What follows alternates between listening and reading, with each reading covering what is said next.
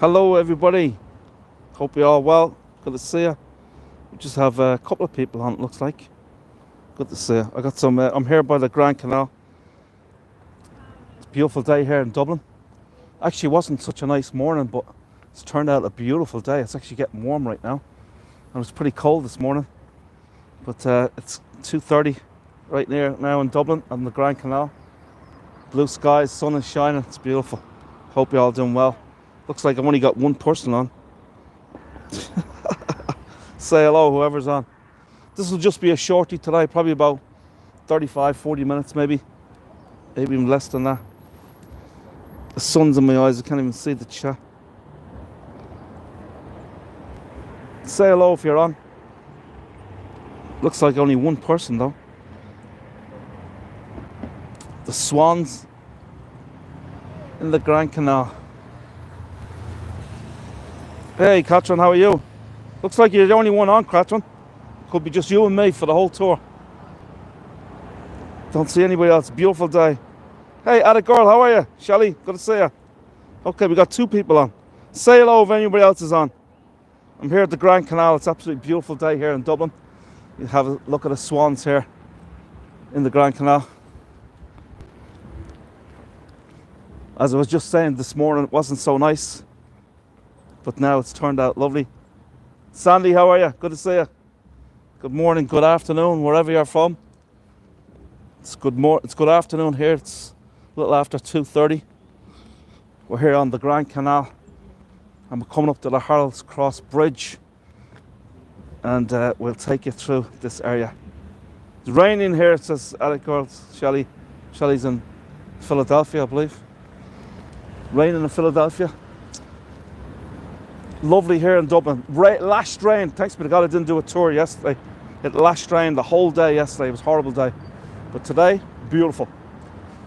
And I was hoping it was going to be nice because this morning didn't look like it was going to be too nice because it was cloudy and it was cold and windy. But now it's just beautiful. It's turned out a lovely day. As you can see, the blue skies there. But this is Ireland. You can blink and the weather could change in an instant. Doing all right, says Sandy. Just making bacon. It's pretty there now. It is lovely. Yeah, beautiful. Rose, how are you, Rose? Good to see you. Rose Diamonds. Great name. Diamonds are a girl's best friend. Yes, indeed. So as I say, we're here in Harold's Cross today, folks. Going to take you around. It's a very historical suburb of Dublin. We're just really close to the city centre. It's only about a mile and a half from the heart of the city, maybe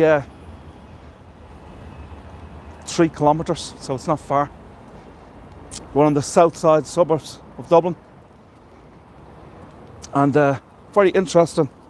Some nice little stories. Well, historical stories, they're not so nice, some of them, but we'll tell them anyway. We're coming up here to the Harold's Cross Bridge.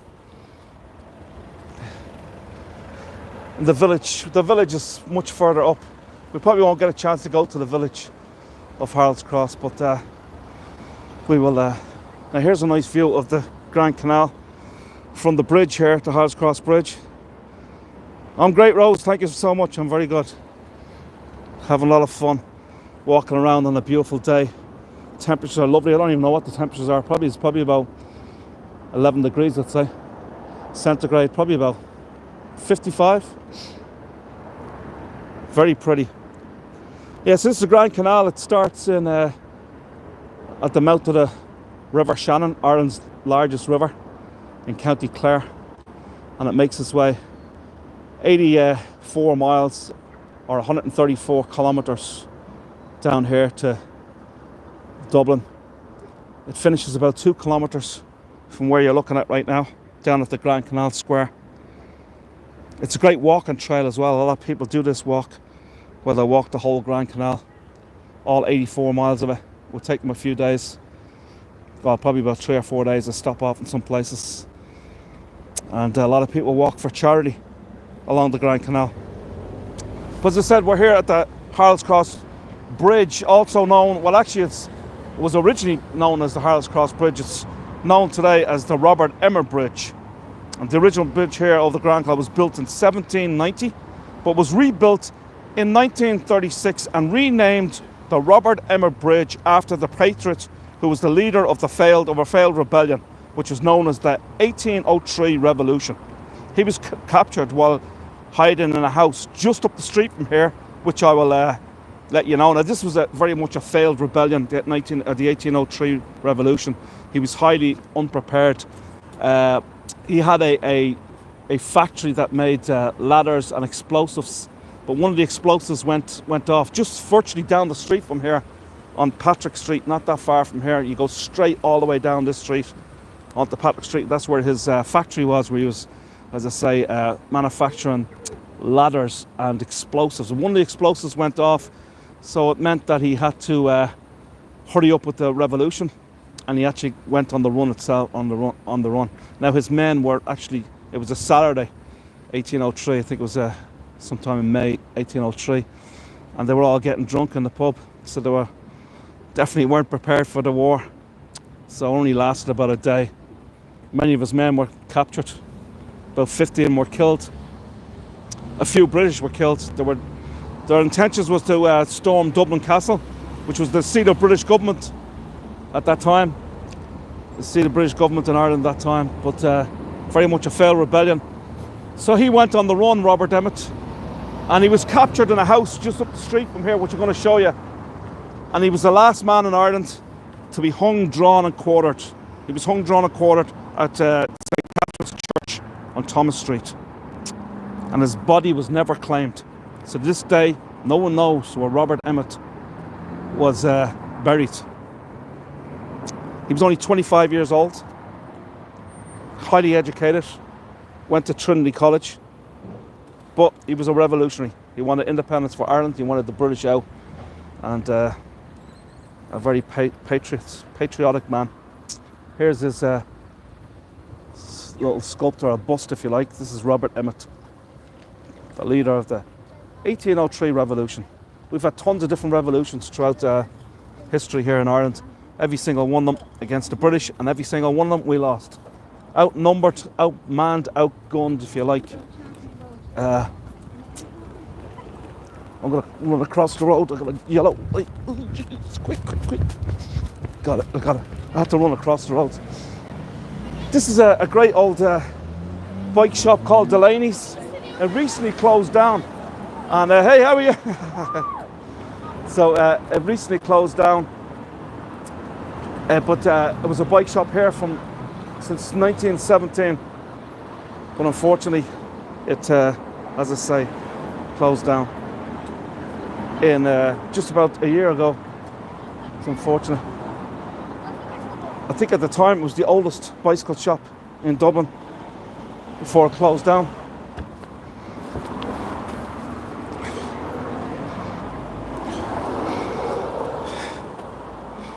Of course, biking is very, very popular here in Dublin and throughout Ireland at the moment. We got a lot of bike trails. We got a lot of what's called greenways throughout Ireland where people will cycle on these greenways. Some of these greenways could be up to 100 kilometres long. A lot of them take in rivers along by the riverbeds and so forth throughout Ireland. There was also a great incentive for people to ride their bicycles into the city instead of driving, as they were giving people a tax exemption called the Back to Work scheme, and where they'll get 1,500 euros off their taxes or whatever if they had a bicycle, if they rode a bicycle.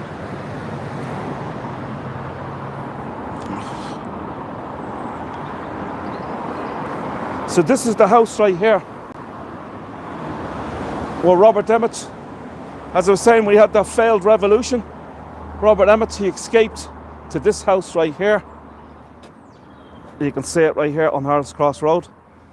And here it tells you the story. Robert Emmet, arrested 25th of August 1803, here in Palmer's house while hiding as a lodger under the assumed name of Hewitt after the aborted rising, the 1803 revolution. Erected by the Robert Emmet Association. 2003. Wow, hasn't been here that long. 20 years. So let's take a walk through the village, or the suburb. These are some of the old homes here in Harold's Cross, Lavere Terrace. Most of the upmarket homes are further up in Harold's Cross and past the village. Not really too many up where we're walking at the moment. But just to tell you a little history about Harold's Cross. Now it dates back to the 10th century, Harold's Cross, and the name Harold's Cross derived from a cross, which I'll show you this cross a little later on. The cross was erected in medieval times to mark the boundary between land owned by the Archbishop of Dublin, and the Harold family of Rathfarnham. Rathfarnham's not too far, just straight up the street from here, maybe a couple of kilometres, warning each other not to encroach on the territory of the other. And Harold's Cross was an important rallying point for the United Irishmen, a revolutionary group, in planning their rebellion of 1798 and the 1803 revolution. And all the principal leaders, such as Wolfe Tone, Lord Edward Fitzgerald and Robert Emmet, are known to attend meetings here locally. The presence of the River Poddle, which runs underneath these parts today, encouraged milling. And by 1801, there were 8 mills in this area. Now, a lot of the mills were over, and some of them, the buildings still exist.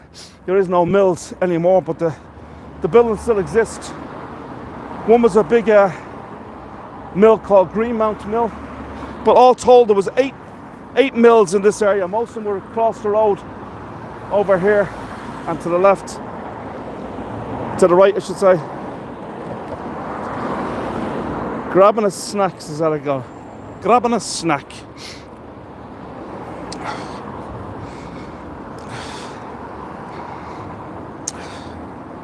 So it's in 1801 there was 8 mills here in the area of Harold's Cross, and at that time mainly poorer people lived here. The rich didn't want to live beside industrial mills. However, over time and in the 1800s, many wealthy families moved to Harold's Cross, building bigger houses such as Mount Argus, Mount Drummond, Mount Jerome, Greenmount and Mount Harold. These titles live on today in the names of institutional streets or neighbourhoods here in Harold's Cross.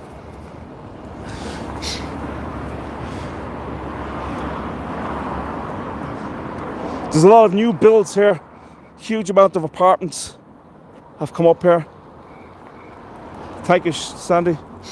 Yes, you have to tell the history here. You can't just walk around without saying anything.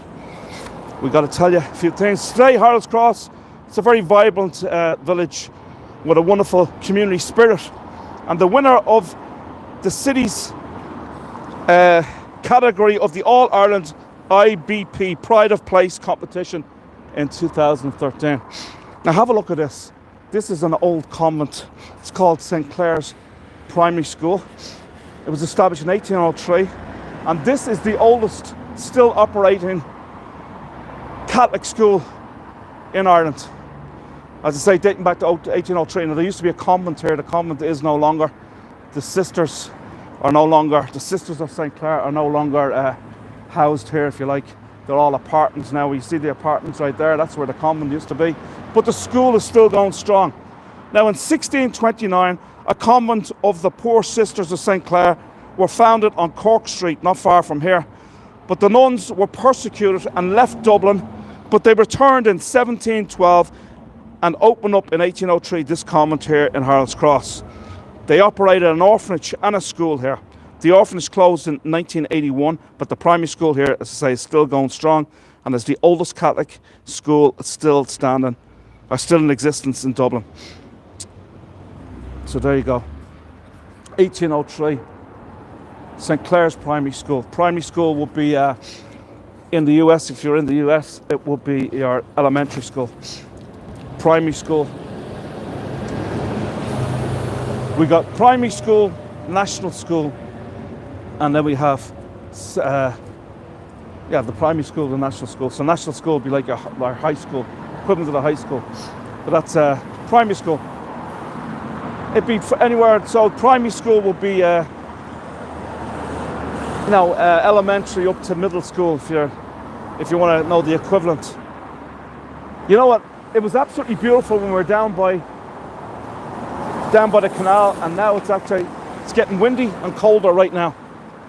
The weather, as I say, can just change in an instant, and I see the sun has gone behind the clouds right there. We might even get rain yet. It's just it's incredible how the weather can change just in an instant here. You can get 4 seasons, not in one day, but in 1 hour, if you like. The weather is so changeable.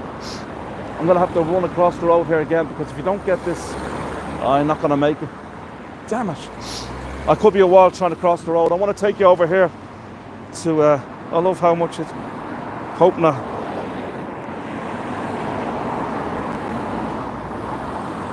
You're welcome. So this is a very, very interesting place that I'm showing you here, and this is the Harold's Cross Hospice, or Mary Aikenhead charity house, if you like. So this is Our Lady's Hospice. So unfortunately, when you come in here to this hospice, you usually never make it out, because this is for people with terminally ill conditions, mostly all elderly people. And this hospice, you usually don't. If they tell you have to go to Our Lady's Hospice, you're never coming out. You're going to die here. So it's very unfortunate. You might see this blue building up here. That's Greenmount House, a very, very famous building here in this area. Now, Our Lady's Hospice and the Mary Aikenhead Heritage Centre. Mary Aikenhead founded the Religious Sisters of Charity in 1815 and purchased this former Quaker residence, Greenmount House, in 1845. And thousands flocked here, especially during the famine, as it provided refuge for the sick, destitute and the dying. And the hospice was opened up in 1879. And today the hospice continues to offer palliative care, as well as a centre for rheumatism. And Mary Aikenhead herself died here in 1858. And Mary Aikenhead was granted the first step to sainthood by Pope Francis in 2015. So you might have heard of the Sisters of Charity, and they've got locations all over the world, and they were founded here, as I said, in 1815. They actually it was founded in the Sisters of Charity house in Donnybrook. If you're ever on my tour of Donnybrook, you may have seen that. Well, I actually do show that house, the Sister of Charity house, and that's where it was founded, let's say, by Mary Aikenhead in 1815. As I say, 1845, she was a patient here herself, and she founded this. But you'll see Sisters of Charity, as I said before, all over the world. They've got locations, I think, in Australia and America, the UK, New Zealand, Canada. I think they have them all over the place. Mary Aikenhead, on her way to sainthood. I'm not sure if she ever made it to sainthood, but she was known as Mother Mary Aikenhead. Mother Mary Aikenhead, a very religious woman, and gave a lot back to the people. As I said, it was a refuge for those starving people and homeless people during the time of the famine here in Ireland, which occurred between 1845 and 1852. If you guys like graveyards, we're going to go into a graveyard probably about 10 or 15 minutes. Wendy's on. Hey Wendy, how are you, Wendy? So what's ironic, I wish you let me know, Wendy, you were coming on, because now I don't think I'm going to be able to find it. But Wendy's grandfather, Wendy's from Western Canada, Vancouver, and her grandfather is buried in this graveyard that we're going to go to in about 10-15 minutes. And I sent her a picture of the graveyard of her grandfather one time. I went there and took a look, but to try and find it again will probably be near impossible. I don't think I can find it. I'm going to go look for it while I'm here. Well, we're in the Mount Jerome Cemetery, Wendy. We'll try and find your grandfather's grave. Great-grandfather, sorry. There you go.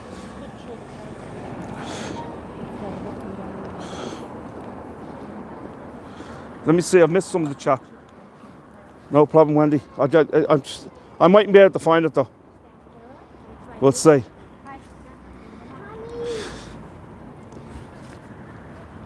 Alrighty. So here's the cross. So this is where Harold's Cross gets its name, from this cross right here. As I mentioned a little bit earlier, if you were on, there was a boundary where the land here was owned by the Archbishop of Dublin at the time, and also the Harold family. And this was the boundary where the Archbishop couldn't impede or move into the land owned by the Harold family. And a cross was situated right here to mark the boundary between the two lands. The Archbishop of Dublin, and Harold's Cross, owned by the Harold family. And here is the cross right here. This is where Harold's Cross gets its name. So, formerly owned, the land here, formerly owned by the Harold family. The cross was erected by the surviving membership of the 4th Battalion Dublin Brigade, IRA, in memory of all who served with it since Easter 1916. Now, there would have been a former cross. Hey, there was. There would have been a former cross here before this one, because this one, I believe, was erected in 1954. But there would have been another one that replaced. Celtic cross. Ireland, of course, known for its Celtic crosses. They're just literally everywhere. When we go into the graveyard of Mount Jerome Cemetery, you'll see lots of Celtic crosses. And they're absolutely everywhere throughout the country. And there's probably more Celtic crosses here in Ireland than there is anywhere else on the planet. We are here now in Harold's Cross Park. It's a tiny little park, lovely little park though, very quaint. And here, let's read this. This park is of historic interest. It's provided for everyone to enjoy. Please act responsibly to help us keep it clean, green and safe for all to use. There you go. So if you want to send your feedback, folks, or comments to the park, there you go. Go to parks@dublincity.ie and leave a comment, because it is a very clean and nice little park. As I say, it's probably only an acre and a half, maybe that much, not that much. So all these, if you look at all these apartment buildings right here, this all was one time owned by the sisters of, by the St. Clair's sisters. What was the name? Let me see.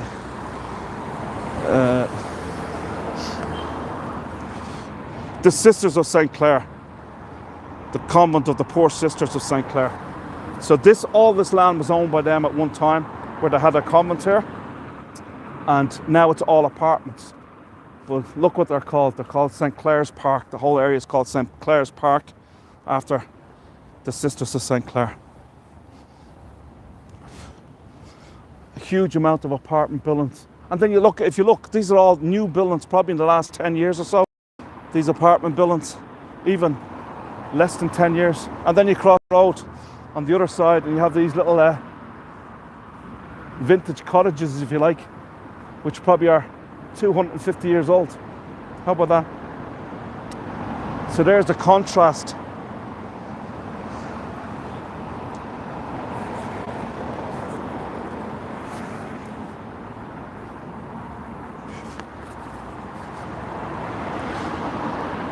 Let me just look at the comments here for a minute and see if there's any more. It's a gorgeous area. Sandy always leaves lovely, positive comments, which is lovely. I love that.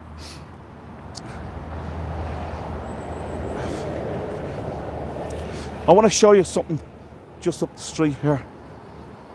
There used to be a Greyhound stadium right here. They closed it down to make room for more apartments. You know, it's probably more than an acre. This park's probably about 2 acres. So I've got a story to tell you, folks. Everybody likes a story, right? Just going to go to the comments again. Good morning. Hey, Terry, how are you? Good to see you. No problem. It's not going to be a long one today. We're 25 minutes in. I can't believe where did that 25 minutes go. It's probably only going to be 45-minute tour, if that. So have a look over here, folks, at this gate that you see here. I love story time. We love your stories. Thank you, Attica. Great stuff, Shelley. So this right here, folks, where this gate is, behind this gate, was O'Connor's Jewellers. And they were jeweller manufacturers. And a well-known Irish gangster, he was known as the General. His real name was Martin Cahill, and he was Ireland's most notorious thief, if you like. And in 1983, him and his men broke into this jewellers manufacturer, O'Connor's Jeweller Manufacturers, and they stole £2.5 million worth of jewellery. Now, this was in 1983, so you're talking about, what's that, 41 years ago? So probably that jewellery was diamonds and gold bars and everything that they stole. And they got away with it. It was never ever, the jewellery was never ever found. But it would have been a huge hit to the family, the O'Connors, who actually were friends of mine. And they lived around the corner from where I lived. Their son was in my class in school. Unfortunately, he died at a very young age. He was only 14 years old. The first person to die in my school. I'll show you their grave, if I remember. I'll show you his grave, and Cubby O'Connor, who owned this jewellers. I'll show you his grave when we get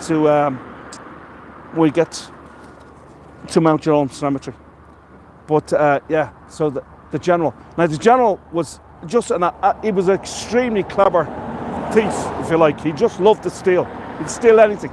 So one time he went to a place called Ruspa House in County Wicklow. This huge, big, beautiful house owned by, a billionaire. I forget who owned the house at the time, but so it was full of absolutely priceless paintings in this house. Huge, big mansion, beautiful place. It's actually open to the public today for tours and so forth, but it was just an amazing place. But priceless paintings in this house. So him and his men went there, and instead of breaking in, they set off the alarm. And now it just so happened they must have got word that there was nobody at home in Rusborough House, in this big mansion, at the time of this theft. But they set the alarm off deliberately, and then they went and they hid in the trees, and they waited for the police to come. And the police came, and seeing that there was no action, there was nothing going on, it must have been a false alarm. It must have been the wind that set off the alarm. So they went away, the police did. So then about 15 minutes later, the thieves, Martin Cahill, the General, and his men went in and stole all these priceless paintings, absolutely worth fortunes, millions upon millions. And the police never came back because they thought, well, the first one was a false alarm, it must have been the wind. The second one must also be a false alarm because they didn't see anybody around the first time they came by. So that's why Martin Cahill was able to get away with it. He was the most notorious thief. Now the IRA at one time, they wanted him to give them some of the proceeds to the theft of the jewellery, which he sold some of it on, and then the paintings. Some of it he hid them in the Wicklow Mountains. He hid the paintings. But so the IRA wanted money off him. They wanted some of the proceeds, and he told them to get lost. You're not getting any of our money. Go rob your stuff yourself, he said to them. So, maybe about a year later, coming outside of his house, the IRA shot him dead. And that was the end of Martin Cahill, the notorious, the General. So we're going to make our way, folks, as we walk around this lovely park. We're going to make our way to Mount Jerome Cemetery, which is a pretty old cemetery, dating back to 1836. And a lot of famous people in Irish history are buried there. One thing that I would love to do is to do tours in parks. They're so peaceful and they're so nice to take a walk around in. Just love it. There's more construction going on in there as well. That's the old Greyhound Stadium you see behind the red brick buildings there, to the left of it. They're building more apartments. They never stop building around here, or so around Dublin in general. Harold's Cross Park, officially opened by Edward Foxwell, 1st of May 1984. Designed and constructed by William Shepherd, landscape gardener. And this guy, William Shepherd, he also designed St. Stephen's Green as well. So St. Stephen's Green Park, he designed the new part of it when they opened it up to the public in 1880. He designed that. Now, there's people, here's the entrance into the cemetery right here. And I'm just hoping that I'm not going to speak to you guys when I'm going through the gates, because there's people on the gates. So the whole cemetery is owned by Ireland's largest funeral family or funeral providers, called the Massey Brothers. They're Ireland's largest funeral home. And there's the largest crematorium here in Ireland is also in here. So these guys are manning the gates. There may be a chance I might be able to get in here. So there's a funeral going on right now. But we'll see. I gotta wait for the green light. But we'll see. I'm just gonna keep my mouth shut. So I'm not gonna talk to you when I go through this gate. Let me see if there's any comments. Up the street from here is Mount Argus Church. It's an absolutely beautiful church. An amazing church. It's too far to walk though. It seems early. It's 3 o'clock in the afternoon here.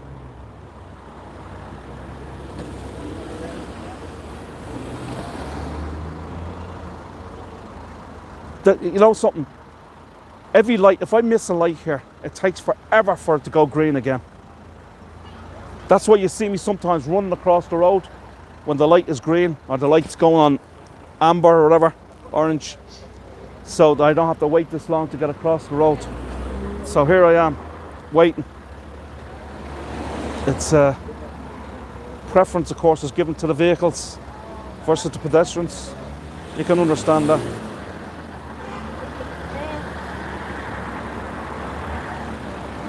So if they say anything to me, right, I'm just going to say I'm going in to see my family's grave, even though my family isn't buried here. I'm going to lie. That's terrible lying, isn't it? Otherwise I won't be able to get in. So I'm going to keep quiet for the next 2 or 3 minutes until I pass these guys.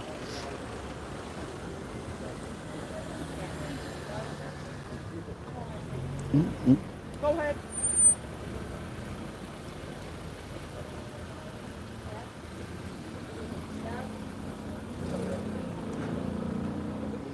See that? I just sneaked in. Isn't that terrible? Yeah, there's a big funeral going on here, look. As I said, this is Ireland's largest crematorium here. So, most people that are getting cremated, this is where it happens, right here at Mount Jerome Cemetery. Straight ahead of you is the church there where the crematorium is. As I say, this is an old burial ground, but most people today, they're not getting buried in this cemetery. They're getting cremated in that church right there, the crematorium. Closing my poor cousin last January the 20th last year. He was, no, it wasn't January the 20th, it was early January the 4th. He died in December the 20th. And then January the 4th, I think it was last year, he was cremated here. And his name was David Kavanagh, same as me, my cousin. Lovely fella, great person. So here's the cemetery here. It opened in 1880. 1836, and is mentioned in James Joyce's book Ulysses.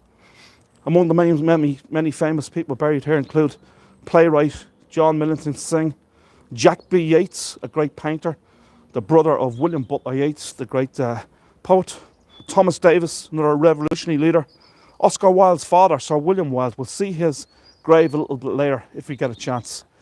And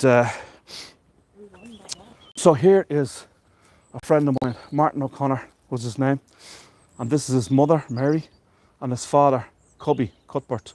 They're the people that owned O'Connell's jewellers that I just told you about.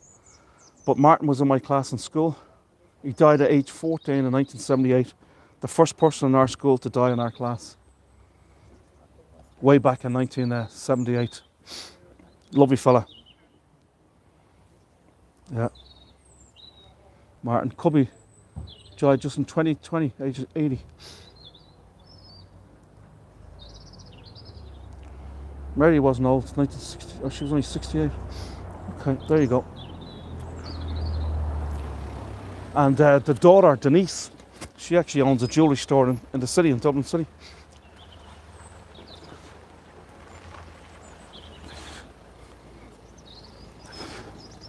So there's 47 acres here of this cemetery. And as we walk along, there's a number of Victorian memorial vaults here, and crypts as well. And since 1984, the cemetery has been owned, as I said before, by the Massey family, who installed the most modern, eco-efficient crematorium in Ireland in the year 2000. Remind me, Wendy, to find your... It's going to be so hard.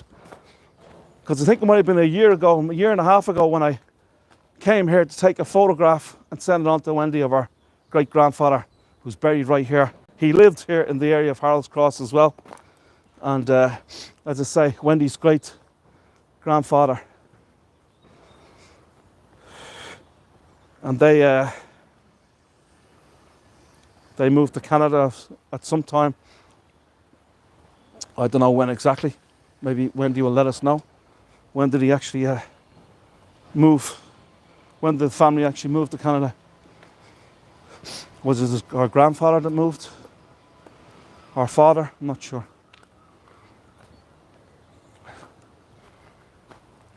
The family vault of Oliver Spear. I think he was a famous guy too.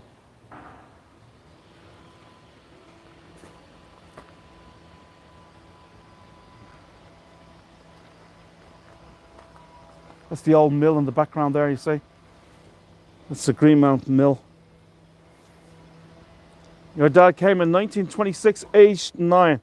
Okay, so our father came to Canada with his father, his parents, aged 9 to Canada.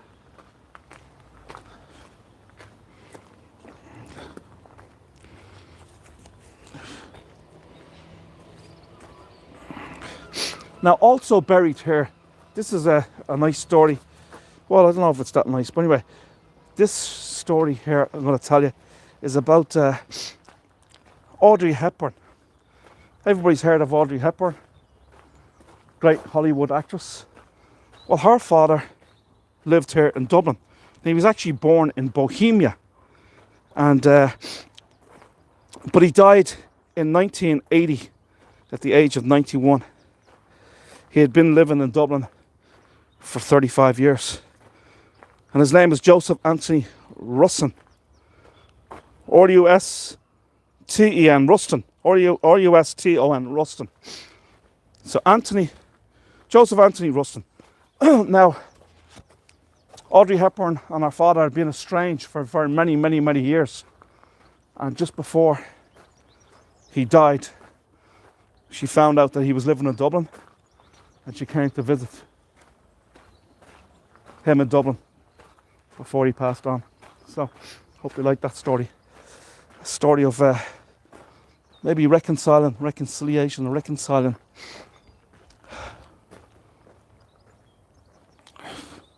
Don't know where he's buried though. No idea.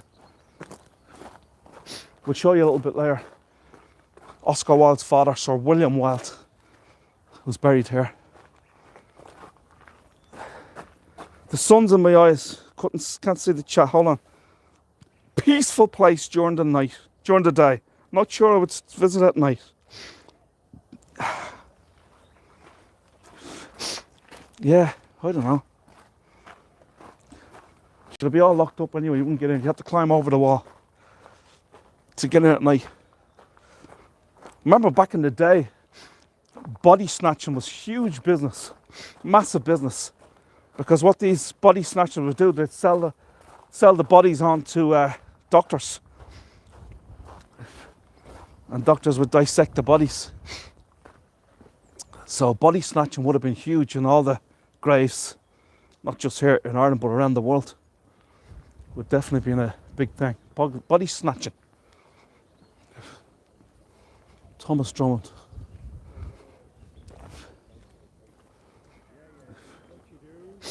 Looks like there's a big funeral going on there, and right over there is where Sir William Wilde is buried, so I'm not going to be able to go there. Yeah, profitable business. A gross profitable business. Yeah. Here's a vault. Look, the family vault of Sir George Cockburn. There's a nice angel there. Look how old that one is. Grace Welch, 1907.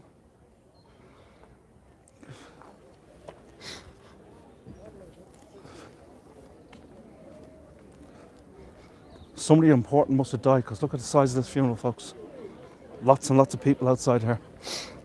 God, I'm going to get into trouble here if they catch me. I'm trying to find... I went the wrong way to go find the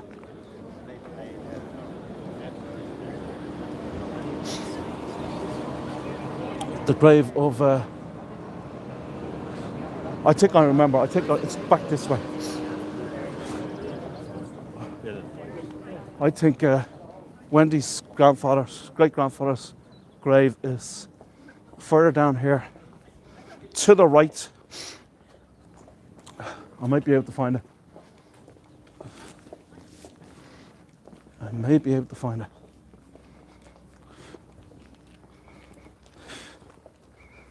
Beautiful.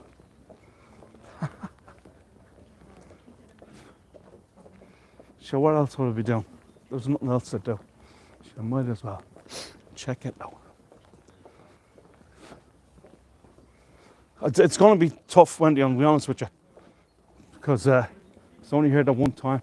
Do you remember what the name of it was? Long Walk, is it? Could be down this way. Could be down this way.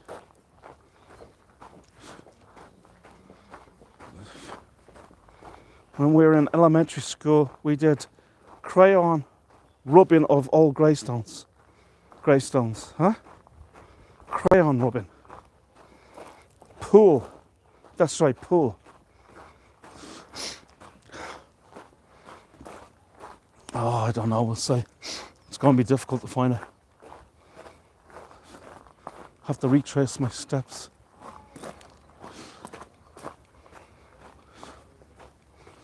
Have to try and remember. I think I turned left here and then a right, if I remember. But oh, it's got to be a year and a half ago I sent that to you, Wendy, wasn't it? This doesn't look familiar.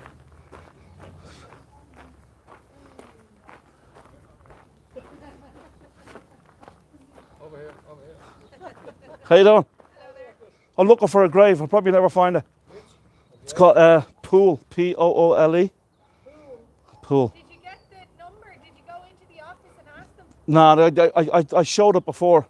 I'm doing a live stream tour, and I showed it before to this lady, but because I'm live, I was going to show it again.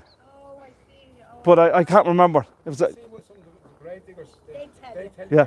They're driving the JCB. They're over there, yeah. Okay. Yeah, it's no big problem. No big deal. Thanks. Okay. Thanks a million. Appreciate it. Thank you.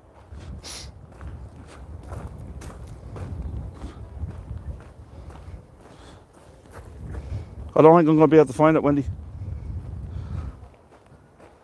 I don't know if I'm going to be able to find it. Let's be honest with you.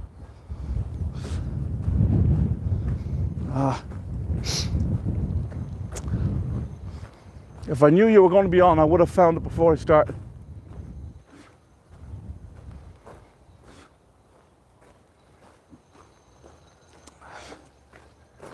No. Pool.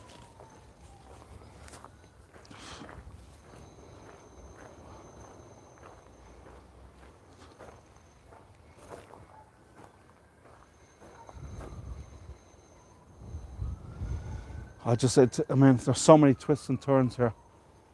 It'd be very hard to find it. I thought it was somewhere along here. Nah. I don't remember being that far. I think it's further away from this wall.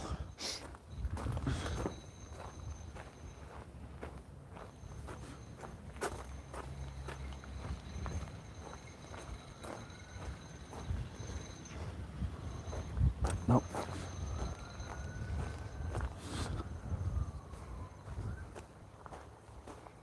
Pool. I think I'm in the right area. As memory serves me well, I'm in the right area. But to try and find it.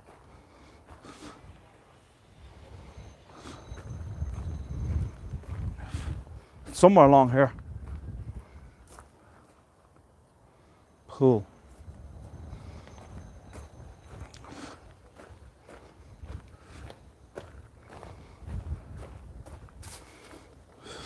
I hope I'm not boring you folks. I know, yeah, look, I had a map directory before. That's how I found it the last time. I went into their office here and I got the map and that's how I was able to find it. But I say that was about a year and a half ago. And that was the last time I was here, walking around the graveyard. So, I mean, there's thousands and thousands of people buried here. To try and find that one grave and to try and remember exactly where it is difficult.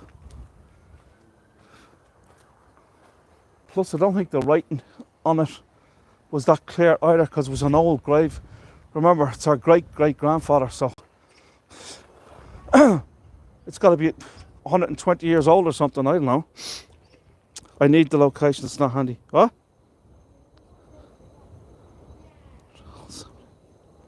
So much history, Terry. Yeah. No, we're not going to be able to find this. I hate to be negative, but it's just there's just too many. You see, I think it was in a straight line towards the wall, not taken straight down and left or right.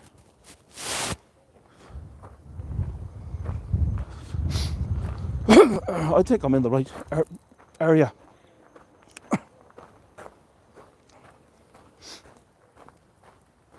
Give or take a few rows, left or right.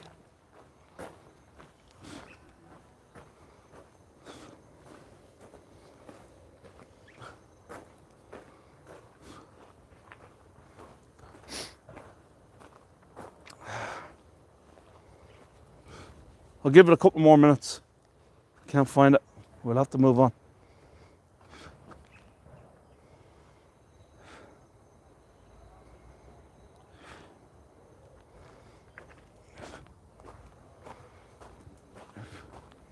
Although I did send you the photograph of it, Wendy, before.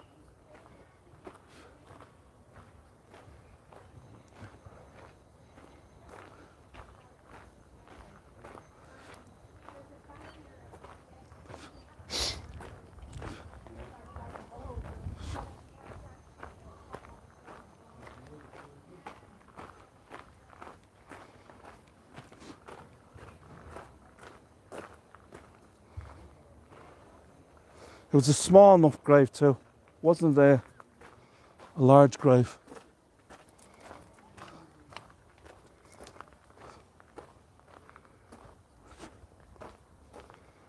No, it wasn't one of these large graves.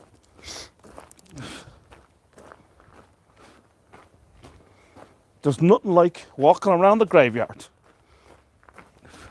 We'll all end up in one of these someday anyway, unless you're getting cremated. But as I say, this is an old graveyard, so it's I'm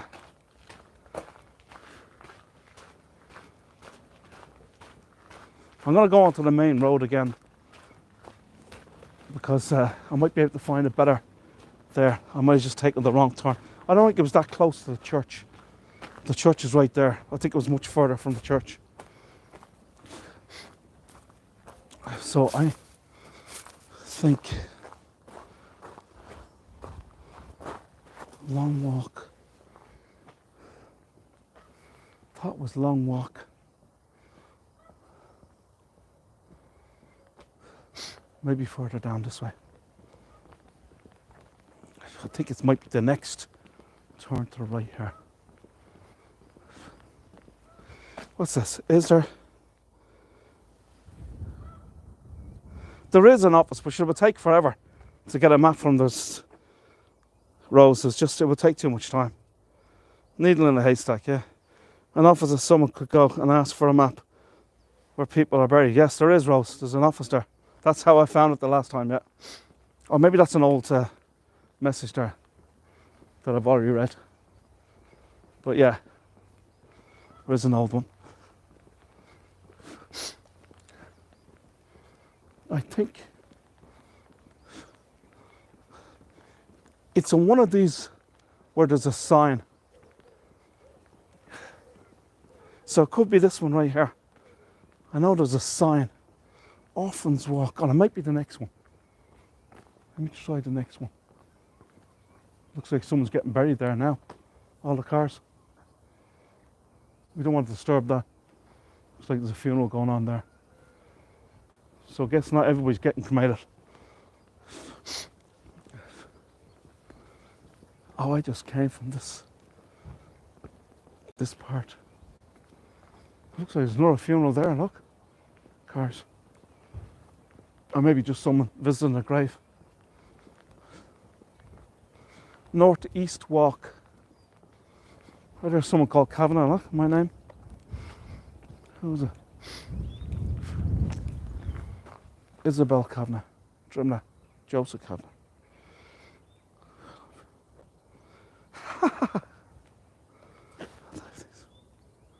These people are probably bored. Well, Terry says, not all bored. I think this could be it. I think this could be it. I remember that green gate, I think. I think it's along here somewhere. In the back. Could be wrong though. This is one of the Massey employees. He's probably going to throw me out. Well, I'll tell him exactly what I'm doing. Looking for a grave.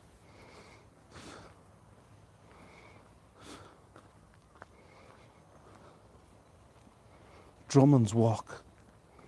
I'm going to take this left here.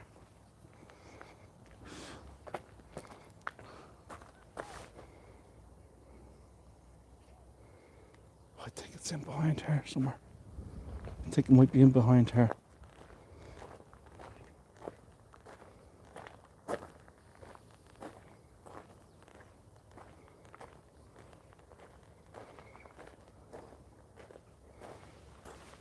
Yeah, it's got to be in behind her somewhere.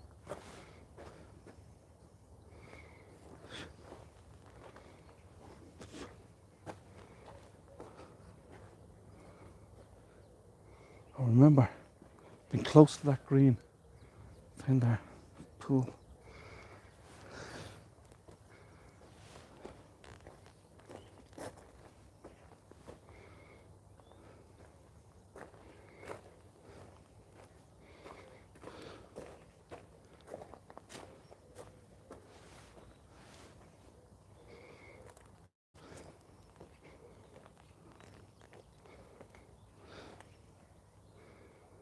What's his first name? Do you remember?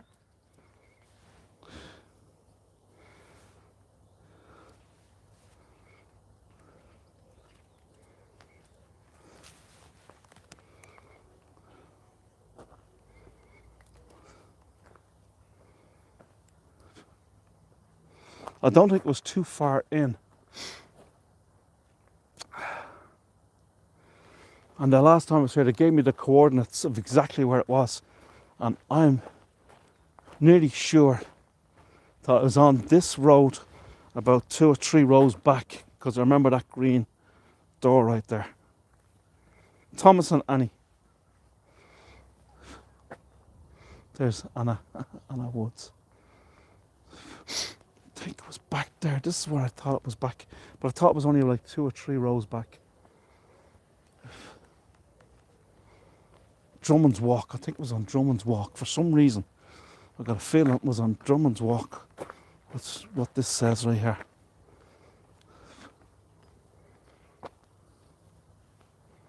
I guess I'm looking for a really old looking grave. Hey.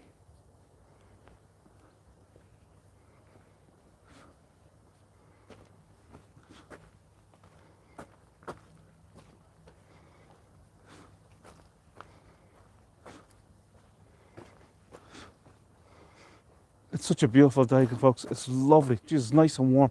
When I came out, I thought I didn't have enough clothes on me because it was really cold. And it's had to turn out just spectacular. Beautiful and warm.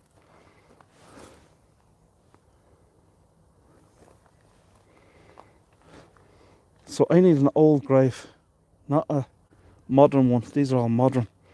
So it's not that. I had a feeling that I came in here somewhere.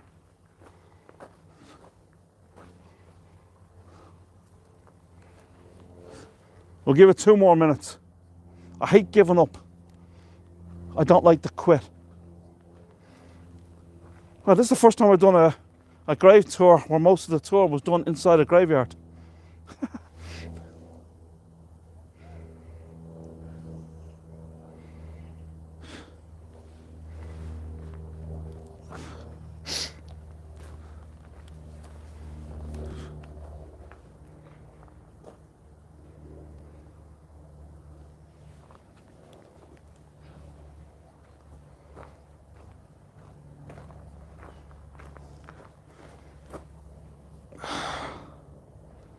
Okay. Just had more snow. We had snow here last Friday, and the weather forecast got it wrong. They didn't even tell anybody it was going to snow. They got it completely wrong. And it was very unexpected. And we got about 3 or 4 hours of heavy snow, which is highly unusual for here. We don't get a lot of snow. But anyway, that's what happened. And most of the people were unprepared. I'd say most people were late for work. I had to do a tour that morning as well. So I got in touch with the guy that I was doing the tour with. He was an American from, where's he from? From Pittsburgh. And I thought he'd want to cancel. So I called him, he says, no, he's good. So we went and did the tour in the snow. It was great. That was on Friday. Yeah.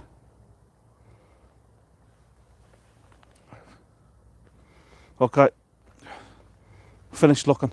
I mean, it's as someone said earlier, it's a needle in a haystack. Even if you go to the, it's around about here somewhere, but you know, it's impossible to find it. I remember that green door right there, that it was on this, but then I had to take a side road. I don't think I was this close to that green gate right there. I know I took a huge place, yeah. I took a side road right here, pathway I should say, but which one I took I don't know. Which one did I take? That's why I'm keeping looking in here, because it's somewhere back here, but I might have taken this sidewalk and then it was in somewhere to the left or right, but I've already been around there because it wasn't on this the main road. Don't think. No. Look, we tried. That's all I can do.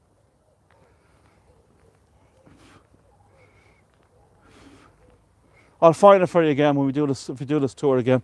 Oh, by the way, so tomorrow I'm going to be at 3 p.m. Irish time, north, east coast, United States and Canada. That's 10 a.m. West Coast be West Coast be 7 a.m. in the morning. But anyway, Jesus, it's very early for you there, Wendy. Very early for you. It's probably 7 or 8 o'clock in the morning. But anyway, I'm going to be doing a tour of the beautiful Botanic Gardens. I hope the weather's like this, the way it is today. But the Botanic Gardens, we're going to be doing a tour tomorrow, starting at, let's say, 3 p.m. Irish time. It's absolutely stunning, beautiful, beautiful gardens. Dates back to the 1700s, and it's spectacular. There's lots of beautiful greenhouses in it as well. There's tropical gardens there. There's plants and flowers from all over the world. The beautiful Botanic Gardens there, beautiful grounds. It is absolutely stunning. Even though not all the plants and flowers will be in full bloom, at the same time it will still be really nice because they're coming into spring now, so they'll be starting to come alive very shortly, and maybe tomorrow it'd be really nice to see it. There's also an abundance of beautiful trees as well. Probably the most famous willow tree in Ireland is in the Botanical Gardens as well. It's stunning. So great stuff out of girl. Yeah, try and make it tomorrow. Also, folks, if you enjoyed the tour today, I know we're walking mostly, trying to find a grave for half of this tour, but maybe you enjoyed walking around. It is a nice sight. So hopefully you can join me tomorrow. Also, if you did enjoy the tour, folks, I do have in the description of this tour buy me a coffee, my link to buy me a coffee, and also my link to PayPal if you want to help me out with a cup of coffee. I love me coffee. I might even throw a little bit of whiskey in it, make it an Irish coffee, put cream on top and everything else as well. So if you'd like to contribute to that, very much appreciated.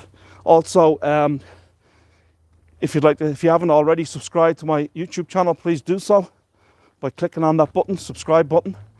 Also, if you feel that some of your friends will be interested in watching tours of Dublin and different parts of Ireland, you might want to might send them on my link to my YouTube channel. That way they can subscribe and also watch some of the tours, because a lot of people start booking lists to come to Ireland or come to Dublin, come to different parts of Ireland, and you'll see lots of tours on I think this is my 199th tour on my YouTube channel. So if you want to subscribe or get some of your friends, if they want to check out some of my tours.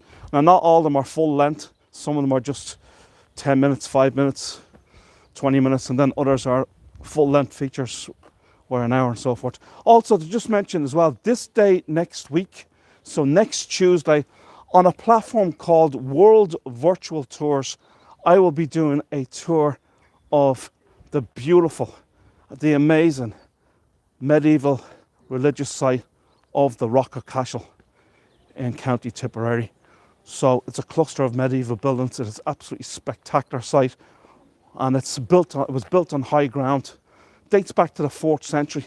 Built on high ground, overlooking the beautiful Vale of Tipperary, the Golden Vale of Tipperary. So you can see all farmland and land from the beautiful site of the Rock of Cashel. So if you wish to go on that, that's going to be at 3 p.m. Irish time. Everybody's welcome. It's a free platform. Once again, if you wish to donate, there's the donate feature on it, where you can, donate a few euros or whatever, a few dollars or a few pounds, wherever you're from. But it is a spectacular site. Some of you may have been on that tour with me when we were on Hago, but some of you may not. So this guy, Thomas Kirk, was a sculptor, and he sculpted the beautiful Camp Parnell in the bell tower in Trinity College here in Dublin. Thomas Kirk. I think it was 1846 that he sculpted that beautiful, beautiful building. Monument, if you like, the bell tower at Trinity College. Yeah, so if you wish to join me tomorrow, I may go back to Darky Kelly's on Sunday as well. So if you want to join me for that as well, that'd be great. Tomorrow, Botanical Gardens. Next Tuesday, the beautiful Rock Cashel, County Tipperary, on WVT. So look up WVT, World Virtual Tours, and you will find that. If you're not a member of if you're not a friend of mine on Facebook, I'll be putting it up on Facebook, that tour. I won't be doing it on this platform, YouTube. It's on through Zoom. It's on through the Zoom platform with WVT, World Virtual Tours. That's next Tuesday, starting at 3 p.m. Irish time. Hope you can join me for that, folks. It'll be fun. And it's just an absolutely gorgeous site. Everybody's abandoned me. There's only 5 people left. I can't blame them. So that's all I got for you. Oh, right. Oh, no. Live chat. I missed the one on Hago. Okay, Terry, if you missed the one on Hago, you should join that one, because it's a spectacular place. It's just absolutely beautiful. Beautiful medieval buildings, full of history. It was where the High King of Munster. It was the site of the High King of Munster. Even Brian Boru at one time was there, the High King of Munster, in the 11th century. Actually, 1002. No, 998 or something, 996 he was the High King of Munster, Brian Boru. And that's where we get the Irish emblem of the harp from Brian Boru, because he was a harpist. And he was the first Irishman with his Irish armies to defeat the Vikings at the Battle of Clontarf in 1014. So there you go, folks. I'll definitely will. Thank you. I'll try to get my sister on it as well. Great stuff, Terry. The more the merrier. That'd be fantastic. It really is a beautiful site. Absolutely amazing. Look, everybody's abandoned me. There's only 5 people on. So we'll wish you a good day, folks. And thank you so much for coming on. As I said, very much appreciated if you could leave a donation on either PayPal or buy me a coffee. And the link is in the description of this tour. It'd be very much appreciated. Sláinte. Slán Latagus Greva Mila Mahaguts. Thank you, folks. Have a great day. And we'll see you all again soon. Hopefully tomorrow. See ya.